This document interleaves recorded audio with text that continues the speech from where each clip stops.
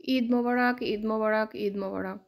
দেশ ও প্রবাস থেকে যারা আমার এই ভিডিওটা দেখছেন তাদের সবাইকে জানাচ্ছি পবিত্র ঈদুল আজহার শুভেচ্ছা এবং অভিনন্দন।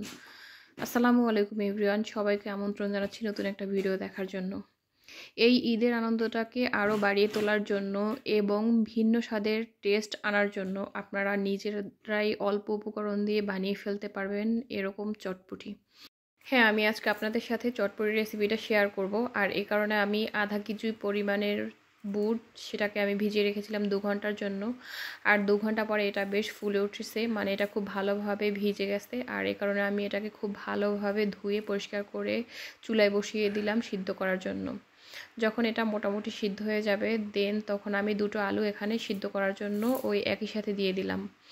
আর এরপরে আমি এখানে 4টা ডিম নিয়ে নিলাম, কারণ চটপটিতে তো ডিম মাস্ট দিতেই হবে। তো এই কারণে আমি 4টা ডিম সিদ্ধ করে নিলাম। আর এটাকে এখন খোসা ছাড়িয়ে নেওয়ার পালা।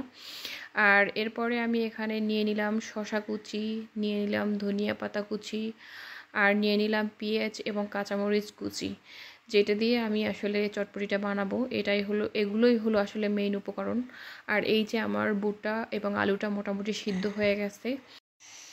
এরপরে আমি ওখান থেকে আলুটাকে তুলে নিয়ে একটা বাটিতে মোটামুটি অল্প অল্প ভেঙে এটাকে একটু হালকা হালকা ম্যাশ করে নেব। আর আজকে আমি এই যে রাঁধুনি চটপটি মশলাটা এই চটপটি বানানোর জন্য ব্যবহার করব। তো এরপরে আমি এই ম্যাশ করে রাখা আলুটাকে এখানে দিয়ে দিব। আর এখানে পরিমাণ মতো আমি ওই যে চটপটির মশলাটা এখানে আমি 2 টেবিল চামচ অ্যাড করে দিব। অ্যাড করে দেওয়ার পরে আমি এটাকে আরও একবার খুব ভালোভাবে মোটামুটি মিশিয়ে নিব। আর হলো গিয়া একটা বলক আসা পর্যন্ত অপেক্ষা করে নিব, একটা বা 2টো বলক আসা পর্যন্ত অপেক্ষা করে নিব। আর ওটা বলক আসতে আসতে আমি এখানে এই যে ডিম সিদ্ধটা নিয়ে নিয়েছিলাম, তো সেটাকে আমি এখানে একটা গ্রেটারের সাহায্যে গ্রেট করে নিব, যাতে চটপটির উপরে খুব ভালোভাবে ডেকোরেশন করা যায় এই কারণে। আর এই যে আপনারা দেখতেই পাচ্ছেন আমার বুটের ডালটা এবং চটপটির যে মেইন যে ব্যাটারটা একেবারে রেডি হয়ে গেছে। আর এরপরে ক্রিস্পি ভাব আনার জন্য আমি এখানে এখন গিয়ে ফুচকা ভেজে নিব। আর এই ফুচকাগুলো আমি দোকান থেকে আনিয়ে নিয়েছিলাম, আর এটাকে আমি এক এক করে ভেজে নিয়েছি। আর এগুলো দেখতে আসলে এতটা ওয়াও লাগতেছিল যা কি আর বলবো, অনেক অনেক ইয়াম্মি লাগতেছিল। যাই হোক, আমার ফুচকা ভাজাটা শেষ।